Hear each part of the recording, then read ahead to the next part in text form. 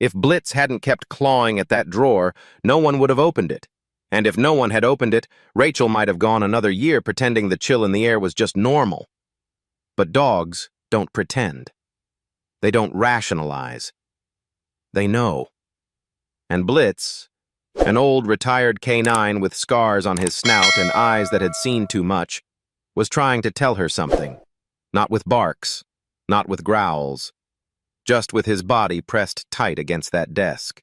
His paw, his whine, the scratch that wouldn't stop. It started on a Wednesday. Rachel remembered because it was laundry day, and the dryer had stopped mid-cycle again, something her stepfather Mark promised he'd fix, but never got around to. She was upstairs folding towels when she heard it. That dull, repetitive sound coming from the study. Scratch, scratch, scratch! She tiptoed down the hallway, expecting to find the dog pawing at the back door. Maybe he needed to go out. But no.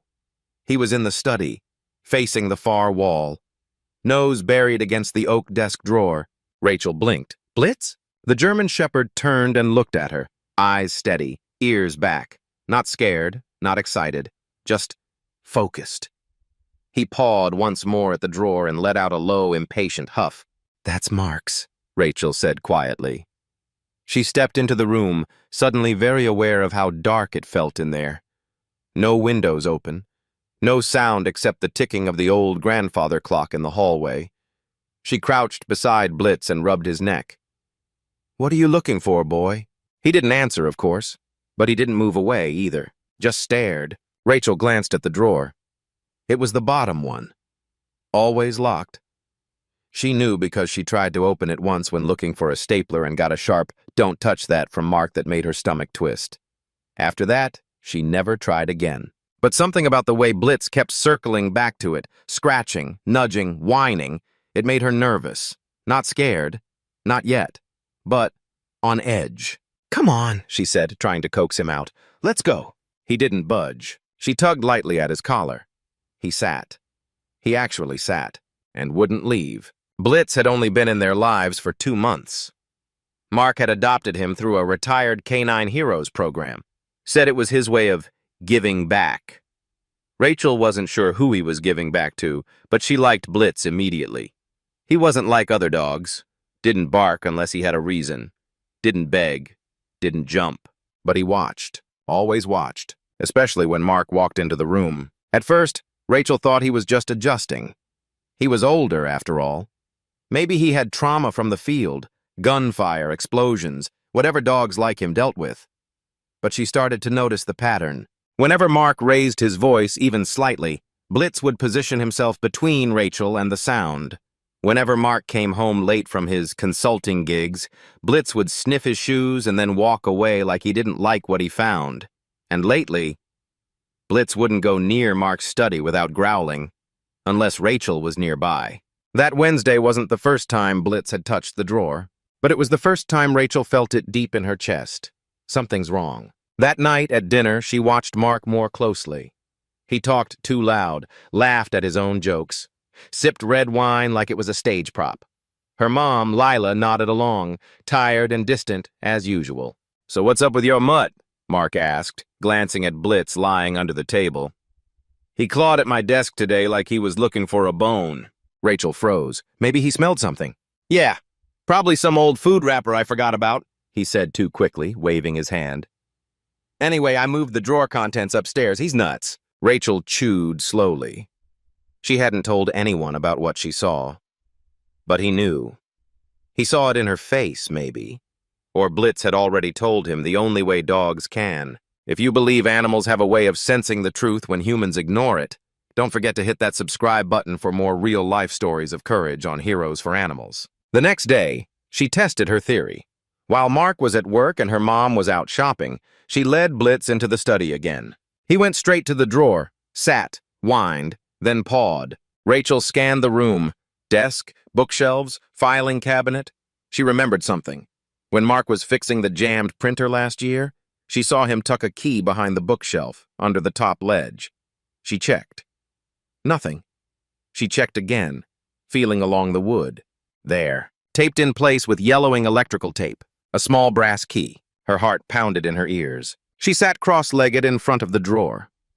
Blitz pressed beside her, warm and breathing heavy, like even he knew this wasn't just curiosity anymore. She turned the key. The lock clicked open like it had been waiting. Rachel pulled open the drawer. There was no sound, not even Blitz breathing. Inside, a stack of yellowed envelopes with her name in cursive, a thick manila folder labeled restricted, a flash drive in a red silicone sleeve, and a photo, face down. She flipped the photo over and froze, not because of what she saw, but because she didn't fully understand it. Not yet. It was her. At 12, in the backyard. But something about her eyes looked off, like she was there, but not. She set it aside, opened the folder. Inside were photos, Polaroids, blurry, wrong. She couldn't tell if they were her or someone else, but they made her stomach twist. There was writing on the back of some, dates, names, times, and then the flash drive. She didn't plug it in. Not yet. Blitz let out a long, low growl. Rachel shoved everything back inside, locked the drawer, and wiped her hands on her jeans like she'd touched poison. She didn't cry. Not yet. But she knew. She knew whatever was in that drawer, whatever was on that flash drive, it wasn't just for her eyes. It was proof. And Blitz had found it before anyone else believed something was wrong.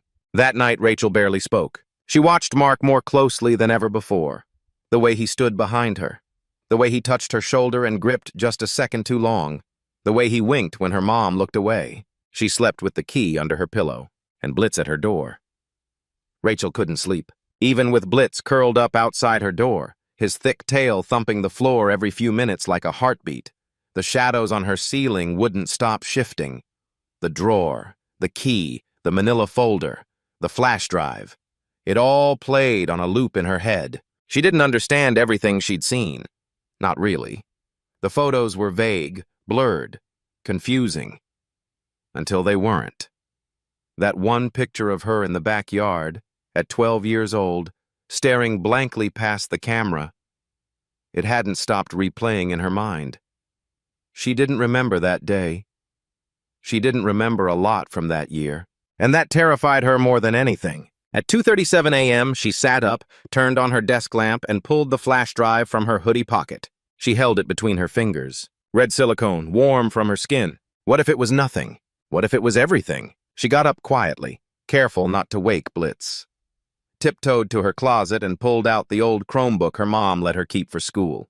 It was slow, barely held a charge, but it still worked. She sat on the floor, back against her bed, plugged the drive in. The screen blinked, then loaded. One folder, labeled Sessions.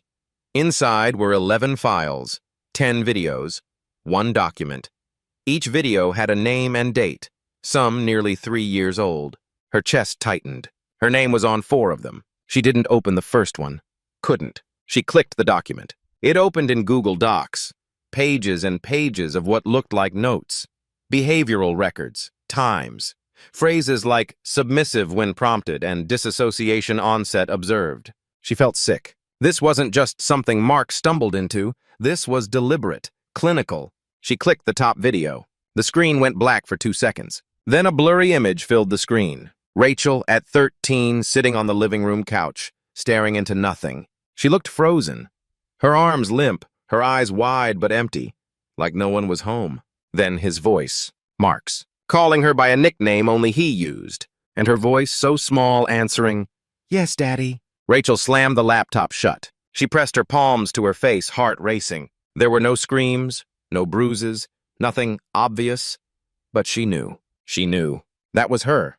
That was real. And that was all the proof the world would ever need. Blitz scratched gently at the door. She opened it, and he came in, resting his chin on her lap like he'd been waiting for this moment.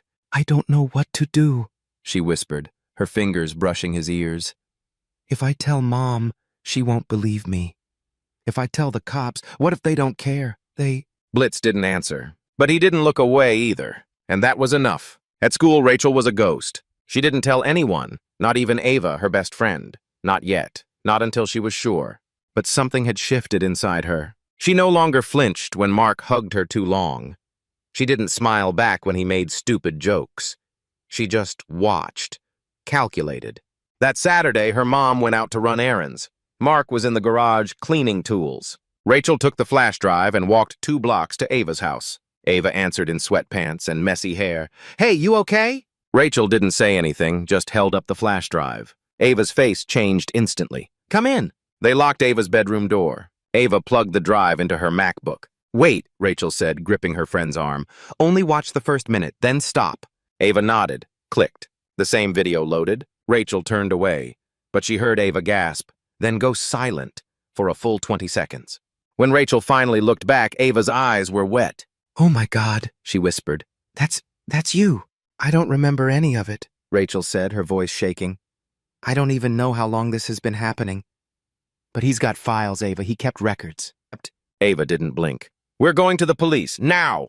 The officer at the front desk of the precinct was a young woman with a tight ponytail and a calm voice. Rachel could barely get the words out. Ava did most of the talking. The officer took the flash drive, asked a few questions, and told them to wait. 30 minutes later, 2 detectives came out. They took Rachel into a private room. One of them, a tall black woman named Detective Price, crouched in front of her. "Rachel," she said gently, "I need to ask you something very important, and I want you to be honest. Is anyone in your house hurting you?" Rachel nodded, and for the first time in years, she didn't feel alone. Mark was arrested that night. Not in the house, not in the garage. He had tried to run. Detectives found his phone pinging off a tower heading north on I-75. A traffic stop near Dalton ended it. Inside his car, 2 burner phones, a hidden laptop, and a gym bag full of cash. And Blitz? Blitz didn't bark when the cruiser pulled up to their house with flashing lights. He stood in the front yard like a soldier at rest, waiting, watching. Rachel's mother cried for hours when she found out. "I didn't know," she kept saying. "I didn't know, Rachel, I swear to God." Rachel didn't respond. She didn't know if she believed her, because somewhere deep down, hadn't she? Hadn't there been signs? The long showers, the quiet sobs, the way Rachel had stopped riding her bike, stopped going to sleepovers, stopped smiling. And yet no one asked why. No one except Blitz. The DA's office called it an overwhelming case. Multiple victims, years of documentation, a full digital footprint. Rachel wasn't the only one, but she had been the one who exposed it, thanks to a dog who didn't know how to quit. In the weeks that followed, Rachel moved in with her aunt and began trauma therapy. Blitz came with her. The court ruled he was more than a dog. He was evidence, a protector, a hero. Rachel couldn't sleep without him. Couldn't even breathe right unless she felt the weight of his body near her bed. He'd become her shadow, not because he was trained to be, but because he chose her and never stopped choosing her. The courthouse smelled like wood polish and nerves. Rachel sat stiffly on the hallway bench, her knees together, palms sweating through her dress. Blitz lay at her feet, head resting on one paw, eyes half closed but alert. His presence grounded her more than anything else could. They'd offered to keep her out of the courtroom, said she could submit her testimony by video or have a child advocate speak on her behalf. But Rachel had said no. She needed to do this. For herself, for the other girls, for the Rachel who used to stare blankly into a camera and call her abuser Daddy. It had been 3 months since the arrest. Mark Whitaker was being charged with 12 counts of child sexual abuse, 2 of them felonies carrying maximum sentences. The flash drive Blitz had led her to became the central piece of evidence. The photos, the sessions, the documents with cold language and calculated details, everything added up to years of systematic, orchestrated abuse. But what shocked the public more was this. The man on trial had been on a child protection board 5 years ago. He ran workshops on boundary education. He hosted local fundraisers for foster care reform. He was the perfect predator because he didn't look like one. And Rachel had been the child nobody noticed. Until Blitz scratched open the truth. Blitz had officially been granted emotional support designation after her therapist filed paperwork with the court. That meant he could sit beside her during testimony. People didn't question it anymore. The moment photos of the dog began circulating online, his grizzled fur, scarred muzzle, and those deeply human eyes, Blitz became a national symbol of silent courage. CNN ran a segment. The Today Show called him the dog who knew.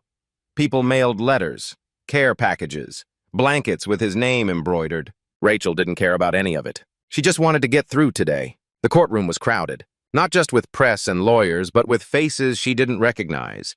Neighbors, church people, even a few old teachers who'd ignored her slipping grades and hollow eyes. All of them wanted to witness something.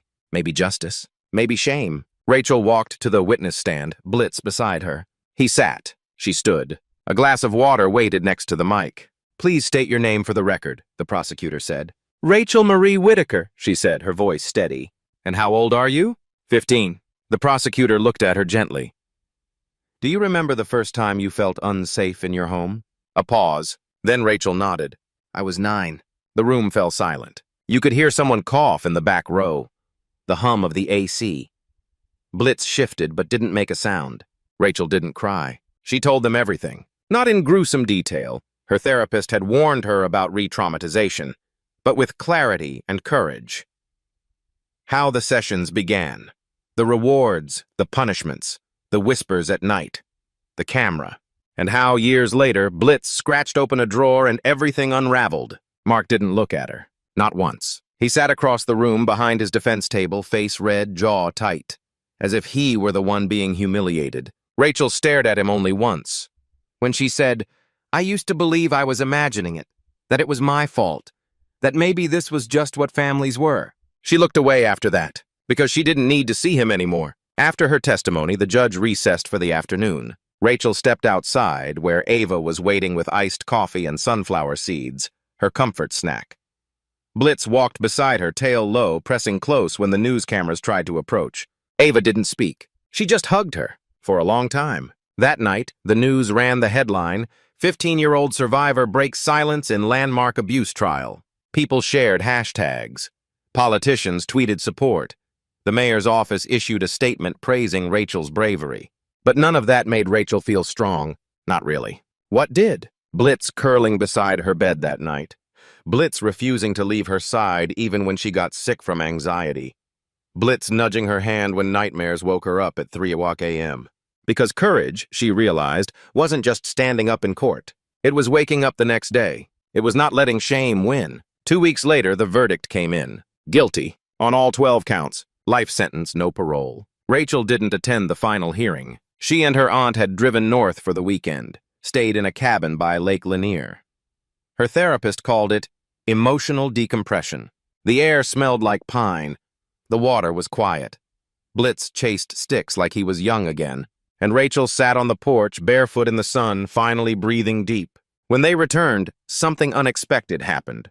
A letter from one of the other girls in the videos. She was now 19. Her name was Jenna. It read, "I never thought anyone would find out. I thought it ended with me. I thought no one would believe us. Thank you for being brave. Thank you for that dog." Rachel cried for the first time in weeks. Blitz laid his head in her lap like always, and Rachel whispered, "You saved more than just me." Heroes for Animals, the rescue group that had placed Blitz with them, reached out too. They invited Rachel and Blitz to speak at a fall fundraising gala. She almost said no. Public speaking still made her tremble. Crowds reminded her of courtrooms. But her aunt said, "It's not for them. It's for the next girl." So she said yes. The event was small, held at a rustic barn-turned-community center in Georgia. Fairy lights, apple cider, folk music on acoustic guitar. Rachel stepped up to the mic in jeans and sneakers. No makeup, no styling, just herself. Blitz sat beside her, ears forward. She took a breath and began. "I didn't grow up thinking I'd ever be on a stage. I didn't grow up thinking the person who was supposed to protect me would be the one I needed protection from. I didn't grow up thinking a dog would be the only one to notice something was wrong. But that's what happened. His name is Blitz. He used to be a K-9 officer. Now he's my best friend. And if he hadn't clawed at that drawer, I might still be trapped. So I'm here to say, listen to your animals, listen to your gut, and believe the quiet ones. Because sometimes silence is where the worst things hide." The crowd rose in a standing ovation.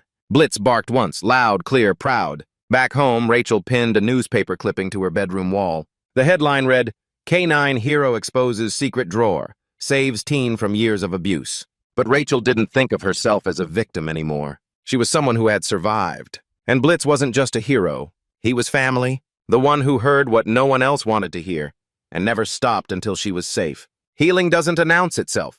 There's no music swell, no inspirational monologue, no sudden moment where it all gets better. Instead, healing shows up quietly, like the first morning Rachel didn't wake up in a panic, or the time she laughed at a joke in biology class and didn't feel guilty afterward. It came slowly, gently, and often with Blitz curled at her feet. Her aunt's house in the suburbs of Marietta had become home. Not just a place she stayed, but a place she felt safe. It smelled like lemon cleaner and warm bread, and the bookshelves had names like The Body Keeps the Score and How Dogs Heal Trauma. Rachel had her own room, painted soft green, with a wide window that faced the backyard. Blitz had a memory foam dog bed beside hers, but most nights he still slept at the foot of her bed, snoring softly like an old man who'd seen enough of the world. Therapy was hard. Not because she didn't like her therapist. Dr. Lee was patient and calm and never rushed her, but because trauma doesn't sit in neat paragraphs. It spills. It contradicts itself. One session, Rachel brought in the photo from the drawer, the one with her staring into space, age 12, sunlit and haunted. She placed it on the table. "I don't remember this," she whispered. Dr. Lee nodded. "That's okay. I feel like I should." "You remember enough." Rachel stared at the photo. "Is that what dissociation is?" "Yes," Dr. Lee said. "It's how your brain tried to protect you when no one else did." Rachel didn't talk about the trial at school. Most of her new classmates didn't know who she was, and that's how she liked it. But Ava visited every weekend, and Blitz had become a familiar sight in the school counselor's office, where he waited for Rachel during her quiet hours. There was one student, though, a girl named Mia, who sat beside her in homeroom and said one day, without looking up from her sketchpad, "I saw your speech online." Rachel froze. Mia didn't push, just added, "You said something about believing the quiet ones. That stuck with me." She turned her sketchpad around. It was a pencil drawing of Blitz. Eyes focused, proud, ears perked. Rachel smiled for real. The emails started trickling in after the Heroes for Animals gala. First one, then 5, then dozens. Some were from survivors, others from therapists, school counselors, even police officers. They all said the same thing in different ways. "Thank you for speaking up. Your dog gave me hope." "I've never told anyone this before, but..." Her aunt suggested setting boundaries. Dr. Lee helped her write an auto response. "Thank you for sharing your truth. I believe you. I may not be able to respond personally, but I see your courage." That one sentence helped people more than Rachel expected. One afternoon in October, a counselor from a youth center in Chattanooga emailed. She was organizing a workshop called Voices That Broke the Silence, focused on animal-assisted recovery for trauma survivors. She asked if Rachel and Blitz would be willing to come speak. Rachel almost said no. Then she thought about Mia's sketch, and Jenna's letter, and all the girls who hadn't been believed. So she said yes. The center was smaller than she expected, just a red brick building off a quiet road with murals of sunflowers and quotes painted on the walls. Inside, 25 girls between the ages of 10 and 18 sat in a circle. Most didn't speak. A few avoided eye contact. Rachel knew that feeling. She walked in slowly, Blitz by her side. They sat in the center. She didn't use a microphone this time, just her voice. "I was you," she said. "I sat in rooms like this and thought no one could possibly understand." She paused, glancing at the dog. "But this guy, he did. He knew something was wrong before I did." She told them the story, not the courtroom version, the real version. The fear, the freezing, the guilt that stuck to her ribs, and how Blitz wouldn't let her stay silent anymore. When she finished, no one clapped, but a girl in the back, maybe 13, walked up after everyone had gone. She didn't say a word. She just hugged Rachel so tightly that it made her ribs hurt, and Rachel didn't let go. That night back at the motel, she cried for the first time in weeks. Not from pain, from release. Her aunt helped her set up a private blog called The Drawer We Opened. It wasn't for followers or fame. It was for her. Each post began the same way. "This isn't everything, but it's a piece." She wrote about the trial, about therapy, about how it felt to see her name trending on Twitter and still feel invisible in the mirror. She wrote about Blitz, his training, his trauma, his dignity. People started sharing her posts, not because they were polished, because they were real. That winter, Time magazine reached out. They wanted to feature Rachel and Blitz in their Voices of Courage end-of-year issue. Rachel agreed on one condition: no glamorizing, no exploitation, just the truth. The photographer came to her aunt's house. Rachel wore jeans and a hoodie. Blitz sat beside her on the porch, sunlight bouncing off his fur. The article headline read, "The Dog Who Listened and the Girl Who Fought Back." Rachel didn't read the comments. She didn't need to. In January, Jenna came to visit. They met at a cafe halfway between their cities. Jenna wore a denim jacket with pins all over it. She hugged Rachel like they were old friends. They sat for hours, shared stories, compared scars. laughed, cried. Rachel realized something important that day. She wasn't just surviving. She was building something, a life, a voice, a purpose. And she wasn't doing it alone. Blitz was getting older, slower. He'd started limping on rainy days and took longer naps on the porch, but he still followed Rachel everywhere, still lifted his head when her voice broke, still placed his paw on her leg like he was saying, "I've got you." One night, she knelt beside him and whispered, "You didn't just save me. You gave me back to myself." He licked her cheek, like always. The vet said it was his back leg. Degenerative myelopathy, slow, progressive, and irreversible. Rachel sat in the waiting room, knees bouncing, trying not to cry. Blitz was still in the back, getting x-rays. She stared at the yellow walls, the Happy Paws posters, the jar of milk bones on the counter. Everything in that place screamed joy. But all she felt was dread. "He's getting older," the vet had said gently. "You'll start to see more weakness in his hindquarters. He'll lose coordination. It won't be painful, just limiting." Limiting. That word haunted her, because Blitz had never once been limited by anything. Not by fences, not by fear, not by the horrors he must have seen in his canine days. He broke open the drawer that changed her life. He stood beside her in court. He pulled her through nightmares. And now he needed her. The ramp came first. Her aunt built it one weekend with help from a neighbor, laying down grip strips and lining the sides with twinkle lights so Blitz could see it better at night. Rachel sewed booties for his back paws when he started dragging them on the tile. She learned how to lift him properly without hurting his hips. It wasn't just caretaking, it was love. Real bone-deep love. Every morning she'd sit beside him on the porch and say, "One more sunrise, okay?" And every time, Blitz would thump his tail like he agreed. Winter in Georgia wasn't brutal, but it was cold enough to stiffen joints. Blitz started sleeping more, moving less. But even as his body slowed, his instincts never dulled. That's why, when Rachel got the letter, he was the first to know something was off. It came on a Tuesday, just a plain white envelope in the mailbox, no return address.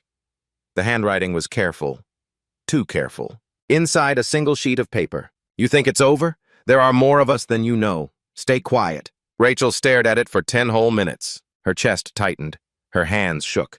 Blitz growled before she even looked up. She folded the letter and locked it in the drawer, not the one Blitz once uncovered, but the new one her aunt gave her in a desk that didn't carry ghosts. Then she called Detective Price. The investigation opened quietly. Federal agents had already been combing through Mark Whitaker's contacts, but this letter confirmed what they feared.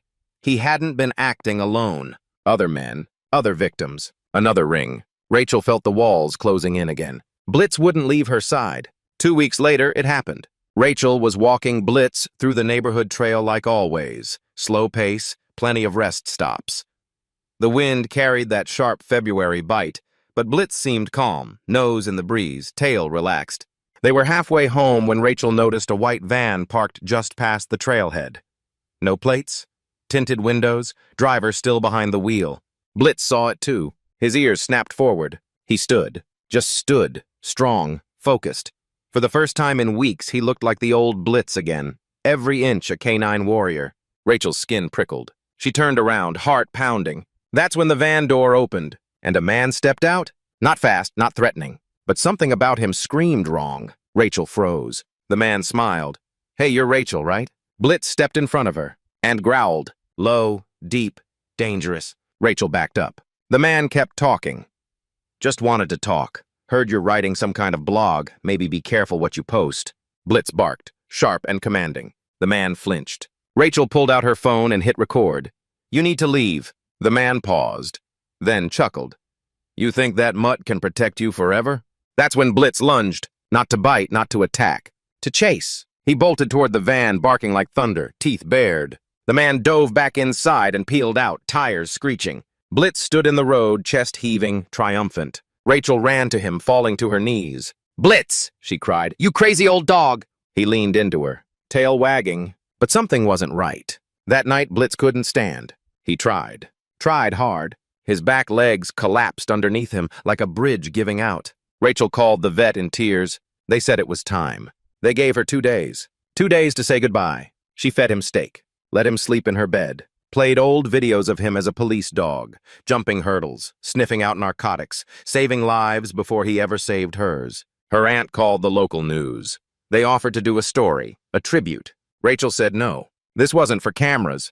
This was for them. On the last day, she and Blitz drove to the lake. The same cabin by Lake Lanier where they'd gone after the trial. She spread a blanket in the grass, read to him from her blog, let him sniff the wind one more time. And when the vet arrived, she held him in her lap, stroked his ears, whispered, "You did good, boy. You did so good." And Blitz closed his eyes and let go. Grief doesn't follow a schedule. Some days, Rachel woke up convinced she heard him snoring. Other days, she couldn't eat. She avoided the porch, avoided photos, couldn't even look at his bowl. But slowly, so slowly, she found ways to honor him. She created a scholarship in his name, the Blitz Fund for Animal-Assisted Healing. She published a collection of blog posts as a book, The Drawer We Opened. And on the last page, she wrote, "This story began with silence, but it ends with truth. And with the paw prints of a dog who never stopped protecting me, even when his legs couldn't carry him anymore." 1 month later, the FBI confirmed a second wave of arrests. 5 men. One of them had connections to Mark. Rachel didn't know their names, didn't need to. All she cared about was this. No more silence. No more secrets. On what would have been Blitz's 11th birthday, she visited the Canine Memorial in Atlanta. She left a photo. The one of him sitting beside her on the courthouse steps, chest proud, tail curled, watching the world like he owned it. She wrote on the back, "Not just a dog, my beginning." Spring came quietly. No fanfare. No thunderous return. Just a soft blush of green across the trees, birdsong in the morning, and warm light sliding across the porch where Blitz used to nap. Rachel sat there now, a book open in her lap, but she wasn't reading. She was remembering. It had been 8 weeks since Blitz passed. 8 weeks since she'd whispered goodbye with her face buried in his fur. And yet, not a single day had gone by where she didn't feel him somehow. Beside her, behind her, inside her. Grief, she'd learned, doesn't disappear. It just grows quieter. The email came on a Monday. Subject line, "We think you're ready." It was from Heroes for Animals, the same organization that had placed Blitz with her family years ago. After hearing about Blitz's passing and Rachel's new fund in his honor, they wanted to partner with her on something bigger. They were launching a youth survivor outreach program across 4 states. Animal-assisted therapy, canine companionship, peer-led workshops. And they wanted Rachel to be its face. "We know it's a lot," the director wrote, "but you already changed so many lives just by telling the truth. Imagine what happens if you lead." Rachel closed the laptop and stared out the window. A year ago, she couldn't speak without shaking. Now, people were asking her to lead. She wasn't sure she was ready. But Blitz had taught her something important. Sometimes you step up not because you're fearless, but because you can't afford to stay silent anymore. That weekend, she traveled to Gainesville to visit a local rescue center. Not as a guest speaker, as a potential adopter. She hadn't planned on it. Not really. She told herself she was just visiting, just helping promote the center's work. But the moment she stepped into the kennel wing, something stirred in her chest. Not grief, not guilt. Something like hope. That's when she saw him. Crate 4B, German Shepherd mix. Big, awkward ears. One blue eye, one brown. His name tag read Remy. He didn't bark. Didn't whine. Just stared at her like he'd been waiting. The staff told her he was a stray, found wandering the side of a highway. No chip. No collar. Likely abandoned. He's smart, they said, but skittish. Doesn't like loud noises. Only bonds with one person at a time. Rachel knelt beside the crate. "Hi, Remy," she whispered. He stepped forward, then gently rested his paw against the metal gate. By the following week, he was home. Her aunt helped her set up a new bed, new food bowls, a leash, a clicker. Rachel didn't expect Remy to be Blitz. She didn't want him to be. He was his own soul, quiet, sensitive, curious. He followed her everywhere, just like Blitz had. But when she cried in the middle of the night, Remy didn't nudge her. He just sat beside her and waited. That was enough. Rachel's blog returned stronger than ever. Only now it had expanded. More survivor voices, guest posts, mental health resources, partnerships with shelters and school counselors. Every Friday, she posted a photo of a rescue animal with the hashtag #BlitzFriday, honoring the dogs who stay when the world walks away. Thousands joined. By summer, the Heroes for Animals program had launched in 3 counties. Rachel spoke at town halls, met with therapists and foster care workers. She visited group homes and gave out journals, always with a note inside. You are not your silence, and you are not alone. Remy traveled with her now. Still shy, still unsure, but steady. In August, she was invited to speak at the National Child Advocacy Conference in Washington, D.C. It was the biggest audience she'd ever faced, over 2,000 people from all 50 states. She stood behind the podium, heart pounding, wearing a navy blazer over her favorite jeans. Remy lay at her feet, head resting on one paw. She opened with a story, not about Blitz, not about Mark, but about the day she almost stayed quiet, and the dog who wouldn't let her. "I'm not here to tell you I'm healed," she said, voice steady. "I'm here to tell you that healing is loud some days and silent others, but it's always real." She spoke for 20 minutes. When she finished, they stood, the whole room, and someone shouted, "For Blitz!" She smiled, not through tears, but through pride. Back home, she planted a tree in the backyard, a white oak, strong, steady, slow-growing. At the base, she placed a stone plaque, to the drawer that opened, to the bark that saved, to the silence that finally spoke. She didn't need a grave. She had a future. That fall, a girl named Kayla messaged her through the blog. She was 13, said she thought she might be going through what Rachel had. She'd read the blog at school, showed it to her counselor. Now she was getting help. Rachel cried reading it, then replied, "I believe you. I'm proud of you. And I'm here." That night, she sat on the porch, Remy beside her, the wind brushing her face. She whispered, "You did it, Blitz. You started something that won't stop." Remy leaned into her, and for the first time since Blitz left, Rachel laughed out loud. This story didn't end with punishment. It didn't end with guilt. It didn't even end with grief. It ended with movement, with voices, with paw prints on porch steps and names written in courtroom records and new beginnings that once felt impossible. Rachel Whitaker didn't just survive. She became. And Blitz? Blitz was never just a dog. He was the first heartbeat in a new rhythm. Thank you for following this story, from the first scratch at the drawer to the final page. If you've ever felt silenced, ignored, or invisible, please know your voice matters. Your story matters. We'd love to hear from you. What would you have done if your dog scratched open a drawer and the truth came tumbling out? Let us know in the comments below. And if this story moved you, please share it and subscribe to Heroes for Animals for more real stories of courage, survival, and the dogs who lead the way.